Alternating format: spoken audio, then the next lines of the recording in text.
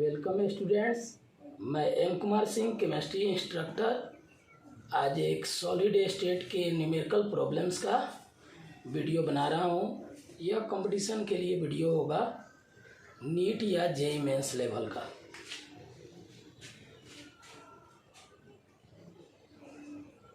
Solid state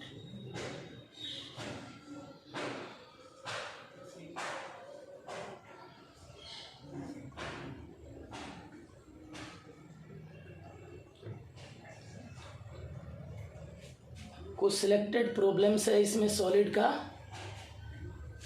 जैसे Na 0.980 1.00 इस compound में आपको निकालना है। इन Na 0.98 O 1.0 लिख सकते। इस कंपाउंड में आपको निकालना है fraction of Na2 plus and Na triple plus. Na2 plus and क्या Na ट्रिपल प्लस। यही क्वेश्चन आपको पूछा जाएगा। ऑब्जेक्टिव के रूप में भी यही रहेगा कि अगर Na 0.98 O 1.00 लिखा हुआ है कंपाउंड का फार्मूला, तो इसमें Na2 प्लस और Na ट्रिपल प्लस का फ्रैक्शन निकालना है। तो कैसे निकालेंगे? सबसे पहले थोड़ा इसका ब्रीफ जो है इस इंट्रोडक्शन इसका देते हैं कंपाउंड का। Na 0.98 O 1.00 जो कंपाउंड है यह नॉन स्टोइकियोमेट्रिक कंपाउंड है, जहां किसी एलिमेंट का फ्रैक्शनल फॉर्म में एटम्स दिखाया जाए फार्मूला में, उसको नॉन स्टोइकियोमेट्रिक कंपाउंड कहते हैं। अब इसके अंदर ये सॉलिड स्टेट में एक डिफेक्ट पड़ना है जिसका नाम है मेटल डेफिशिएंसी डिफेक्ट। मेटल क्या? Deficiency defect. उसको थोड़ा हम लोग समझते हैं। जैसे निकेल जो है वह नेचर में प्रैक्टिकली दो प्रकार के आयन के फॉर्म में एग्जिस्ट करता है। एक है Na2 प्लस और दूसरा है Na ट्रिपल प्लस। तो जो डिफेक्ट होता है, कोई भी सॉलिड का डिफेक्ट या इम्परफेक्शन जो होगा इस तरीके से एराइज होता है कि वहाँ नेट चार्ज डिस्टर्ब ना हो। अगर कंपाउंड आयनिक कंपाउंड है और उसका नेट चार्ज जीरो है, तो डिफेक्ट शो करने के बाद भी उसका नेट चार्ज जीरो ही रहना चाहिए, नेट चार्ज डिस्टर्ब नहीं होना चाहिए। तो हम लोग को ये समझना है, जैसे निकेल का कोई ऑक्साइड है, अगर यह Na2 प्लस और O डबल माइनस से ये ऑक्साइड बन रहा है, तो इसमें क्या होगा? अगर हर जगह जैसे सपोज करिए Na2 plus O2 minus Na2 plus O2 minus से हम लोग कंपाउंड बना रहे हैं। अगर ये कोई क्रिस्टल है जो विदाउट डिफेक्ट है, तो एक रेगुलर मैनर में यहाँ O double minus Na double plus associate रहेगा।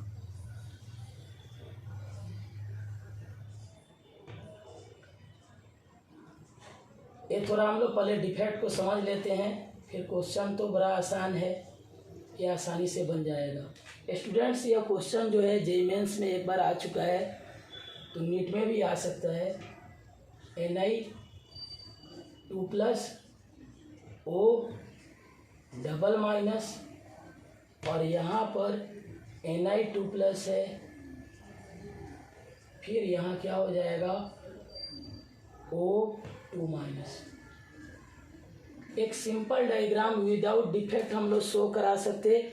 NiO अगर बनता रहता तो इस तरीके का हम लोग उसका स्ट्रक्चर दिखाते, बट प्रैक्टिकली NiO के फॉर्म में निकेल 2 ऑक्साइड एग्जिस्ट नहीं करता। वह तो डिफेक्ट के चलते सम फ्रैक्शनल फॉर्म में निकल के एटम्स वाला फार्मूला के रूप में वह एग्जिस्ट करेगा। तो यहाँ क्या होता होगा, जितने नंबर में Ni2+ हैं उतना ही यहाँ देखें चार जो है, जैसे Ni2+ है, यहाँ पर Ni2+ को अगर Ni++ के द्वारा रिप्लेस करना हो, सम Ni2+ Ni++ के द्वारा सब्स्टिट्यूट हो जाते होंगे, तभी यह इस प्रकार का मेटल डेफिशिएंसी डिफेक्ट शो हो रहा होगा। जैसे आप समझिए कि चार्ज को बैलेंस रखना है तो 3Ni2+ कम से कम हटेगा और 2Ni++ आएगा, तभी इसका टोटल चार्ज +6 के बराबर होगा। टोटल चार्ज कितना होगा? +6 के बराबर। टोटल चार्ज +6 यहाँ भी हो जाएगा और +6 यहाँ भी हो जाएगा। दैट मीन्स चार्ज डिस्टर्ब नहीं हो पाएगा ड्यू टू डिफेक्ट। तो मेटल डेफिशिएंसी का जो मतलब है, यहाँ पर सम Ni++ जैसे हम यहाँ से हटा दिए, हम 3Ni++ कम से कम हटा के और 2 Ni++ हम लोग लगा सकते और एक जगह कहीं पर वैकेंसी शो करना होगा। तो सपोज करें यहाँ पर अगर हम Ni++ लगा देते हैं, यहाँ भी Ni++ अगर लगा देते हैं, तो यहाँ वाला जो साइट होगा वो वैकेंट साइट हो जाएगा। ये साइट कैसा होगा? वैकेंट साइट होगा। और इस साइट को ही हम लोग नाम क्या देंगे? Cationic vacancy. क्या नाम देंगे? Cationic vacancy.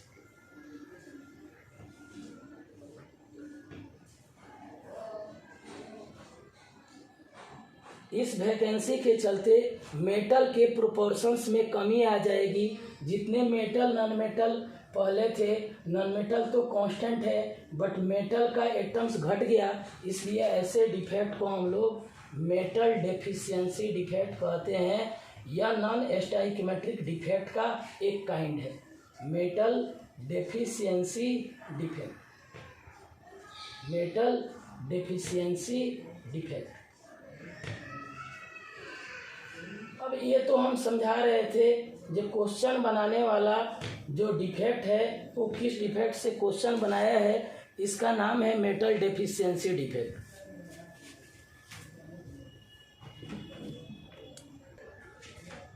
हाँ, तो यहाँ पर हम लोग इसको देख रहे हैं कि यह मेटल डेफिशिएंसी डिफेक्ट है।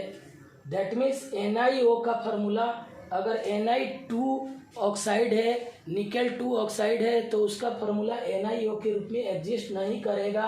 Due to metal deficiency defect ही वो जो कंपाउंड लिखा गया है प्रॉब्लम में, वह फ्रैक्शनल फॉर्म में निकेल एग्जिस्ट कर रहा है।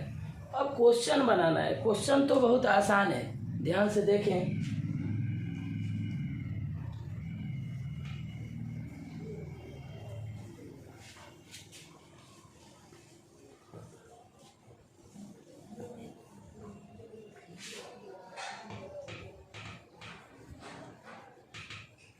केवल चार्ज बैलेंस पर ही क्वेश्चन बन जाएगा। निकेल के इस फार्मूला में जो निकेल का जो एटम्स है वह 0.98 है और ऑक्सीजन जो एटम है 1.00 है। अगर आपको फ्रैक्शनल फॉर्म से बनाना है तब भी क्वेश्चन बन जाएगा, बट अगर आप चाह रहे हैं कि फ्रैक्शन को हम इंटीजर के रूप में कन्वर्ट करके बनाएं तब भी बन सकते हैं। हम लोग ये लिख सकते हैं कि if number of Ni atoms is 98, then number of oxygen atoms will be 100। चूँकि इसको 100 से मल्टीप्लाइड करेंगे तो उसको भी 100 से मल्टीप्लाइड करना होगा, चूँकि रेशियो के फॉर्म से ही, एटम्स के रेशियो से ही हमारा कंपाउंड का फार्मूला बनता है। तो यहाँ पर हम एक बात लिख सकते हैं, let number of Ni atoms is equal to 98। Ni atoms is equal to कितना? 98। क्या किए हैं? 0.98 को 100 से मल्टीप्लाइड किए हैं, तो देन ऑक्सीजन एटम्स गारंटी 100 के बराबर आएगा। देन O एटम्स बराबर 100। चूँकि जब 0.98 को 100 से मल्टीप्लाइड करेंगे तो O को भी ओ के एटम को भी 100 से मल्टीप्लाइड करना होगा, तो ये कितना आ जाएगा 100 एटम्स। स्टूडेंट्स, निकेल जो है वो दो फॉर्म में एग्जिस्ट कर रहे हैं। सम निकेल एटम्स Na2+ के रूप में पाए जाएंगे और सम Na3++ के रूप में। तो यहाँ पर हमको ये मानना होगा कि Na++ की संख्या कितनी है। लेट नंबर ऑफ Na2+, अगर हम लोग Na2+ को x मान लें तो कुछ निकेल Na2+ के रूप में आ गए, तो जो रेस्ट निकेल एटम्स होंगे वो Na3++ के रूप में होंगे। देन नंबर ऑफ Na3++ कितना आ जाएगा 98 माइनस एक्स। Na3++ कितना आ जाएगा 98 माइनस एक्स। अब क्या है, ऑक्सीजन जो है वह निगेटिव आयन बनाता है, वो तो O2- के रूप में ही प्रैक्टिकली एग्जिस्ट करता है। किसी आयनिक क्रिस्टल में टोटल पॉजिटिव चार्ज बराबर टोटल निगेटिव चार्ज होना चाहिए, तभी नेट चार्ज क्या आएगा 0 आएगा।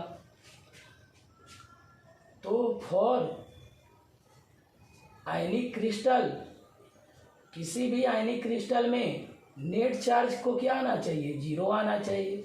फॉर आयनिक क्रिस्टल क्या होगा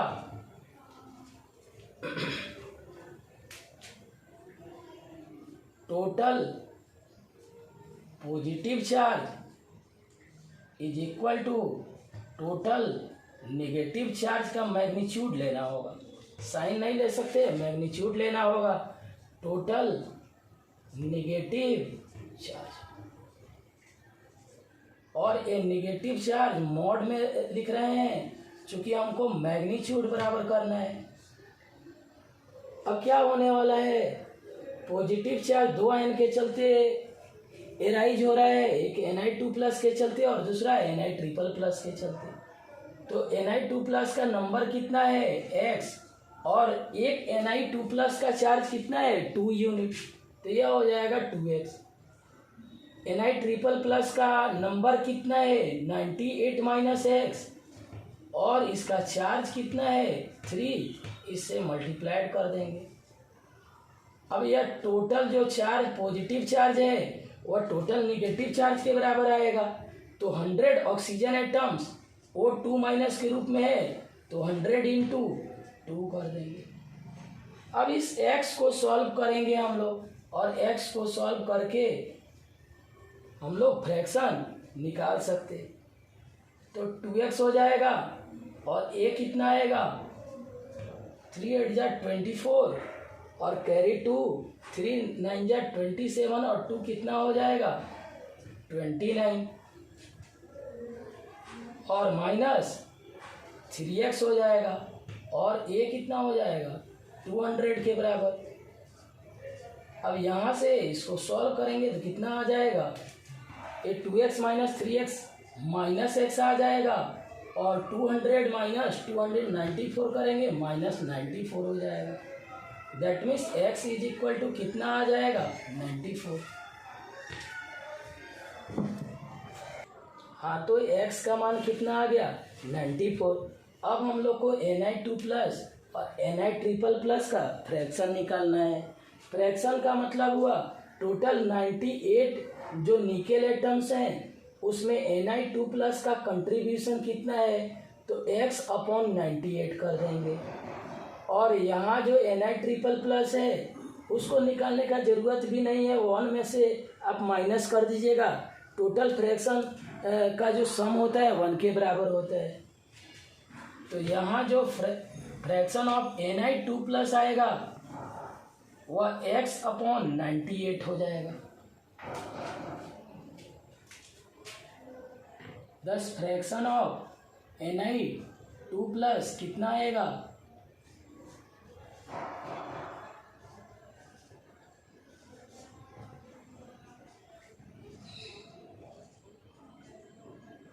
x/98, और यह किसके बराबर हो जाएगा 94/98।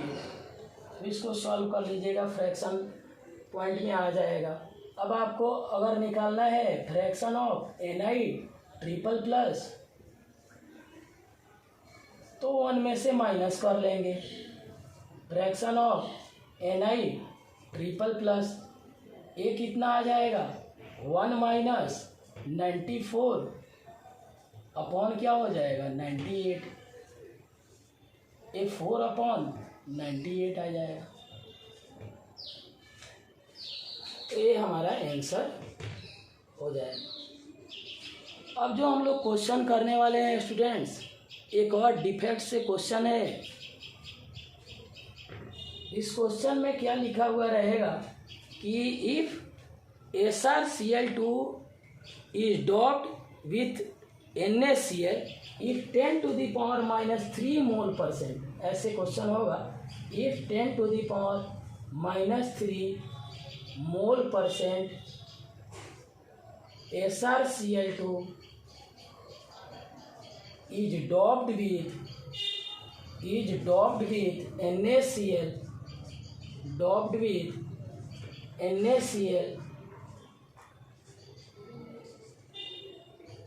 NaCl, then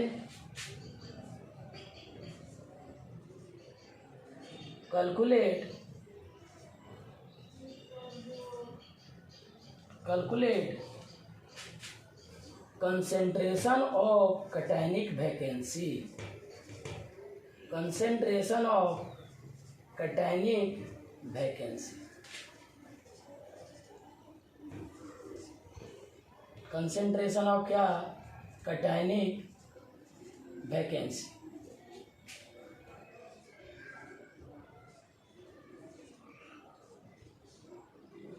तो इस क्वेश्चन में भी वैसे ही है, यह इम्प्योरिटी डिफेक्ट का क्वेश्चन है।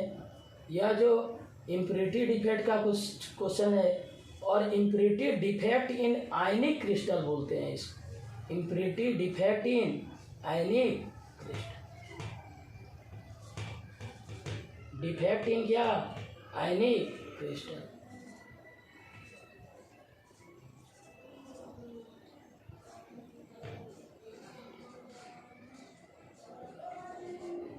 ये भी क्वेश्चन कई बार आ चुका है EEE वगैरह में, और अदर मेडिकल वगैरह के एग्जाम में भी आ चुका है।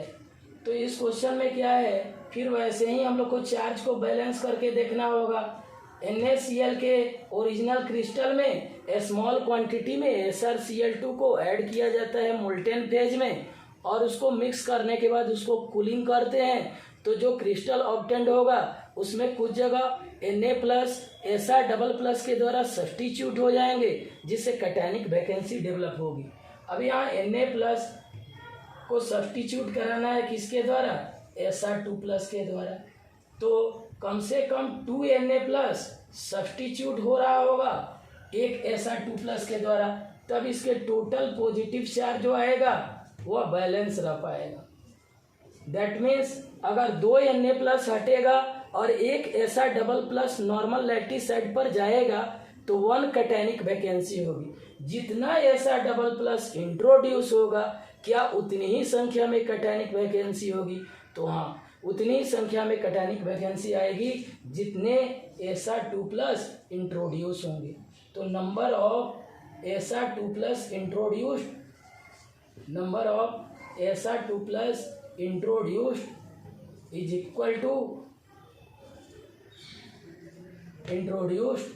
equal to number of cationic vacancy, number of cationic vacancy, number of cationic vacancy।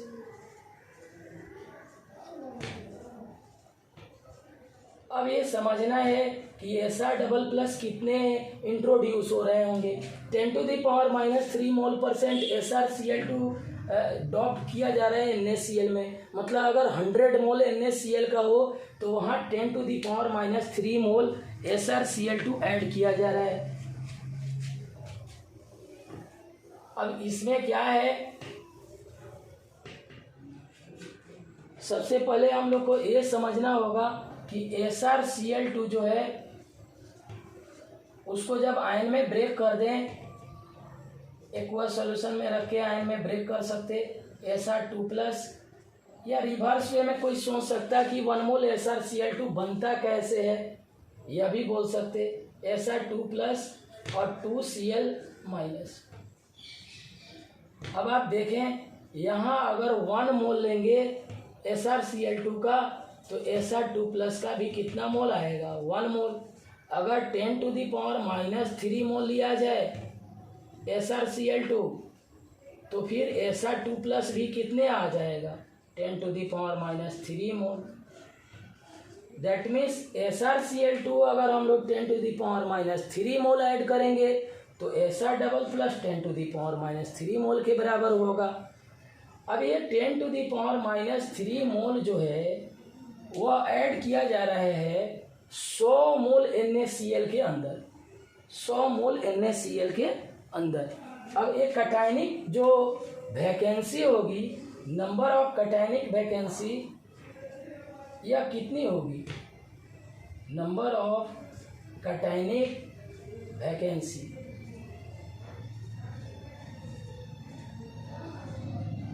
Cationic vacancy. हाँ, तो नंबर ऑफ कटायनिक वैकेंसी अगर 100 मोल NaCl के को लेते हुए देखा जाए तो कितना आएगा, 10⁻³ मोल।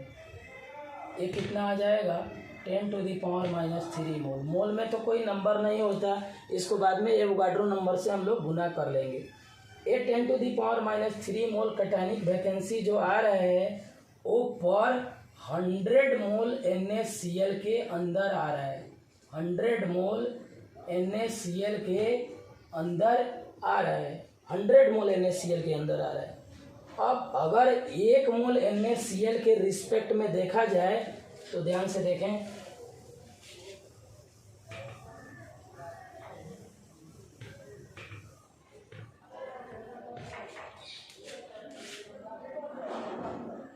तो चूंकि 100 मोल NaCl के अंदर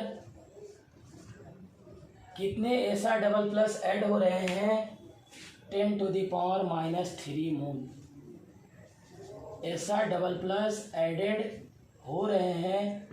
दैट मीन्स उतने ही संख्या में कटायनिक वैकेंसी आएगा, या इसको हम लोग बोल सकते हैं इतना मोल कटायनिक वैकेंसी। क्या बोल सकते हैं, कटायनिक वैकेंसी। चूंकि SR2+ और कटायनिक वैकेंसी का नंबर इक्वल है, कटायनिक वैकेंसी। बट जो भी हम लोग कंसेंट्रेशन देखते हैं वो पर मोल के हिसाब से देखते हैं। तो 1 मोल NaCl में अगर हम लोग चेक करें तो कितना आ जाएगा, 10⁻³ डिवाइडेड बाई 10⁻²। ये इतना मोल आ जाएगा और यह आ जाएगा 10⁻⁵, इतना मोल आ जाएगा कटायनिक वैकेंसी। अब ये जो कटायनिक वैकेंसी आएगा पर मोल में आ रहा है, तो कंसेंट्रेशन हमेशा किस में होता है, पर मोल में। अच्छा, इस इतने मोल को हम लोग कितना लिख सकते हैं, इतना into Avogadro number 10⁻⁵। Avogadro number का वैल्यू कितना होता है, 6.022 इंटू 10⁻23। ये कितना आ जाएगा, 6.022 इंटू 10⁻18। अब जो नंबर ऑफ कटायनिक वैकेंसी पर मोल NaCl है, इसी को कंसेंट्रेशन बोलते हैं, concentration of cationic vacancy, concentration of cationic vacancy, cationic vacancy. ये कितना आ जाएगा, तो ये वाला उतना ही नंबर आएगा, चूंकि पर मोल NaCl में उतने कटायनिक वैकेंसी है, तो आंसर तो सेम होगा 6.022 इंटू 10⁻18। बट यहाँ पर मोल NaCl लिखना होगा, पर मोल NaCl, और यही आपका आंसर हो जाएगा। एक क्वेश्चन और करते हैं students.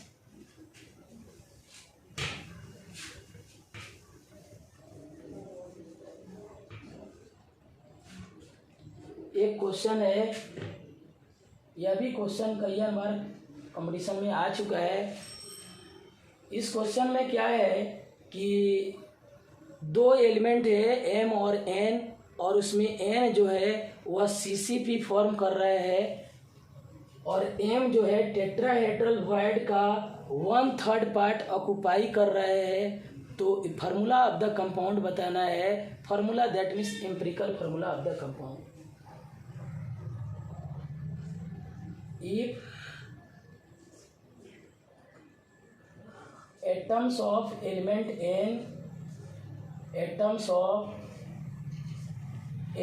n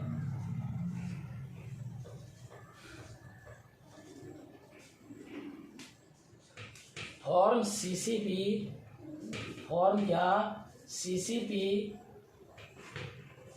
that means constitute cubic closed packing. Atoms of n form CCP and atoms of m occupy 1/3 of tetrahedral void, 1/3 of TV tetrahedral void.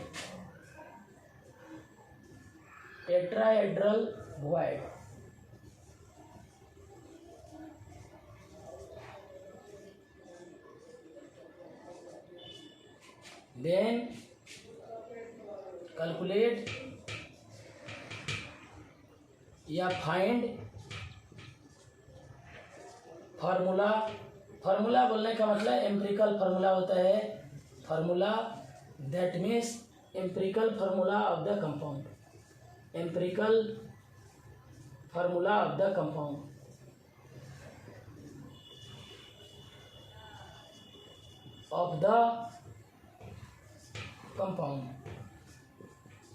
तो इस कंपाउंड का एम्पिरिकल फार्मूला या फार्मूला बताना है। ये भी बहुत इम्पोर्टेंट क्वेश्चन है, इसको ध्यान से देखें।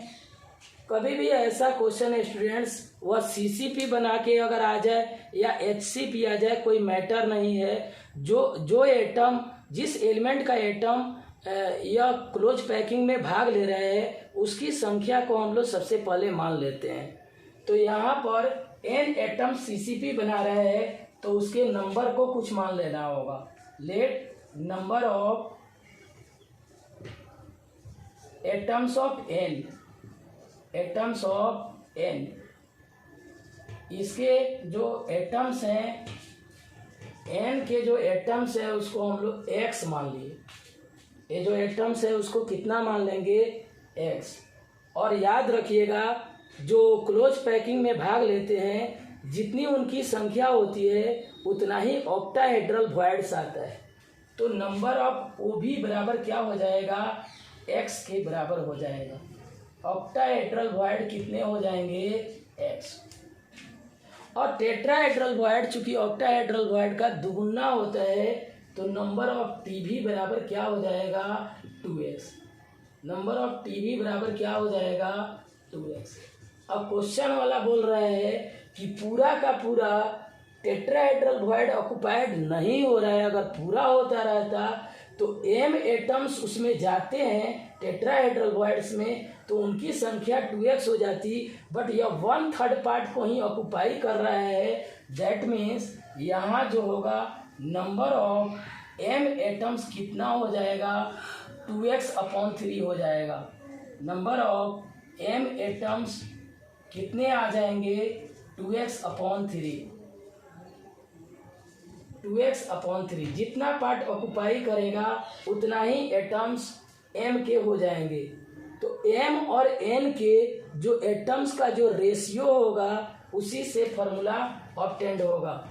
तो यहाँ हम लोग को क्या निकालना होगा, ratio of atoms of m and n, ratio of atoms of m and n, atoms of m and n। ये कितना आ जाएगा, तो m का एटम्स 2x/3 है और n एटम्स कितने हैं, x है। अब x तो कैंसिल्ड हो गया और यहाँ पर ये क्या आ जाएगा 2/3 और /1। इसको होल नंबर या इंटीजर में कन्वर्ट करने के लिए लिस्ट नंबर से मल्टीप्लाइड करेंगे। चूँकि 3 नीचे है इसको कट जाना चाहिए, तो लिस्ट नंबर 3 से कटाएंगे। और रेशियो में अगर पहला अंक जो है उसमें 3 से मल्टीप्लाइड कर रहे हैं तो दूसरे को भी 3 से मल्टीप्लाइड करना होगा। ये अब करना है स्टूडेंट्स, हमारा रेशियो कितना आ जाएगा 2:3। दस फार्मूला ऑफ द कंपाउंड क्या हो जाएगा M2N3। और नेक्स्ट वीडियो हम लोग अगले क्लास में देखेंगे।